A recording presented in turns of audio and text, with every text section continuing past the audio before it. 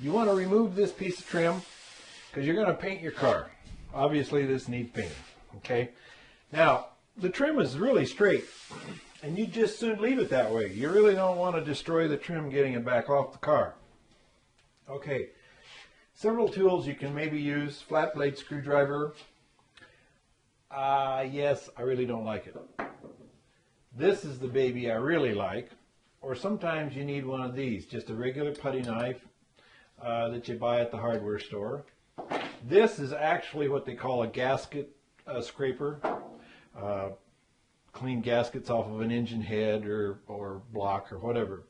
It's about as thick as a screwdriver, but it's got a nice taper here so it can kind of get started under the chrome.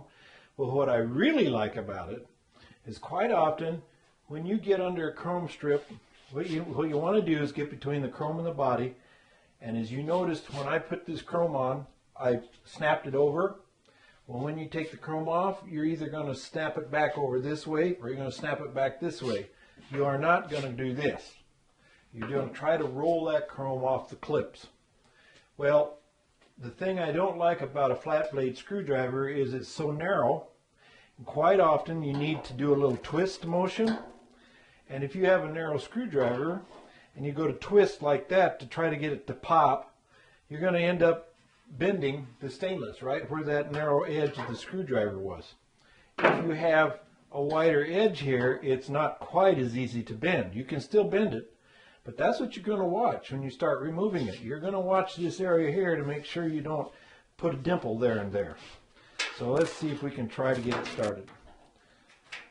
See, I kind of gave it a little twisting at it. See, there's the first clip. You will remove the nuts first. Yep, I'm sorry. There's a butterfly clip here and a butterfly clip here on this particular car. You've already researched it, hopefully. Those nuts have already been removed because you could get to them from the back side. So what we're going to do now is we're going to separate the trim from the chrome clips that are not removed with the trim. They have to stay on the car. Okay, so we're just going to kind of lift it up, keep a little pressure with this hand on that crack. We aren't going to get crazy because we don't want to tweak the chrome strip either. Just kind of take your time, work it off, and I think we have one more back here by the way it's acting. There you are. You've removed the chrome trim. Uh-oh, there's one I didn't crimp tight enough when I put it together. Okay, let's say you want to save these clips. They're in pretty good shape. Mercuryland has them, or maybe they don't have them. It might be a clip that they can't get a hold of. So what I usually do is kind of hold the clip so it kind of stays. What you're going to want to do is put your screwdriver in here in this slot. You see those slots, Galen? Can you see that? Mm-hmm. Okay, put the screwdriver in this slot, and you're going to want to spread that. Spread those ears apart, and that's why you're going to need to hold it with your pliers, so you can kind of keep the trim clip from, let's get these pliers here, from tweaking on you, because that's what you're going to do is see how it wiggles around. I've already spread it back a little bit. Spread it back like that by twisting your screwdriver, and then you can lift it out of the hole. When you go to put the car back together, whether it's this new trim clip or the old trim clip like I showed you before, stick it in the hole, take your pliers, crimp it together, you're good to go.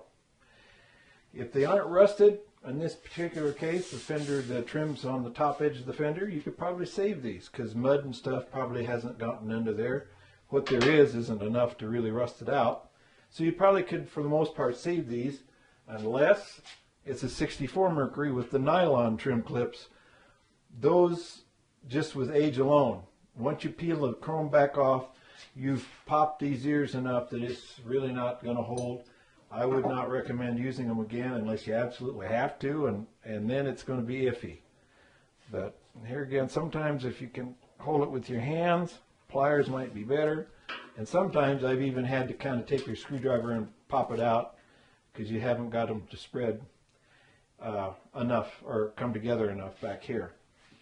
If that's the case, you can just save your old clip. If it won't go in the hole because these are too wide, just simply squeeze them together a little bit, get it in the hole, and tweak it with your screwdriver. Or actually, I'm going the wrong way. We don't want to spread it. We want to spread it this way. Squeeze it with your pliers. There you go. And there you are. You've used it again. So I hope that helps you out. I mean, this is true of, I don't care if it's this 56 Merc with this side trim. That's how, when I take cars apart, that's how I do it. I try to get on the back side, remove the nuts on the clips that have nuts, or screws. Some cars at the very end of these door, if you have a trim clip at the very end, there's have to be a screw on the back side. You may have to open the door and get to this lip. Well, this doesn't have a lip. A fender doesn't have a lip, but the door has a lip sometimes, about that wide. And there's have to be a Phillips screw that goes into a clip. So you want to check and make sure that those are removed. Sometimes you can't get them to be removed. And if that's the case, usually the clip is so rusty, it's usually rusty, that's why you can't get either the screw out or the nut off. And the clip is usually so rusty that if you are real careful with this tool and work on that clip, sometimes you might need to come in with another screwdriver or something and work on the clip. You can physically bend or break these ears here. Basically these ears.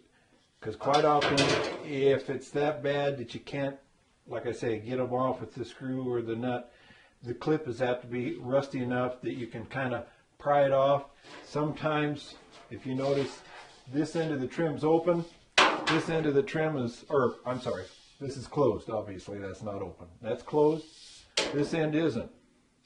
And the reason it isn't is because there's a piece of pot metal trim that this set over, like that. So let's say you can't get this one off, and you're fighting this chrome, but you want to be careful. You don't want to screw the chrome up, bend it up. Here's what I've done. If you happen to look out and have an area where it's open, just pull it off. Or sometimes, like say if it's this one here, sometimes I've even managed to get it to come up. Maybe you got to get it past these other ones.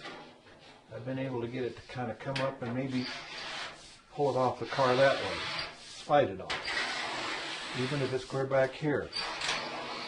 Anyway you can get it off without, you don't want to destroy this. This is stainless steel. Even if you have little dents in it, it's very, very salvageable. This one has what feels like maybe a couple little hail dents. I don't see them, but I feel them. Very salvageable piece. Very good piece. And you can buff that back, it'll look brand new, maybe better. So you really don't want to, if you've got a good piece to start with, you don't want to destroy it. So use this. I really use these a lot.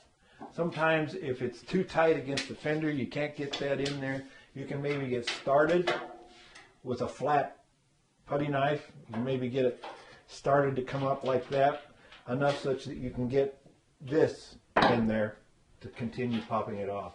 But that works great, I think. I mean, at least I've had good luck with that.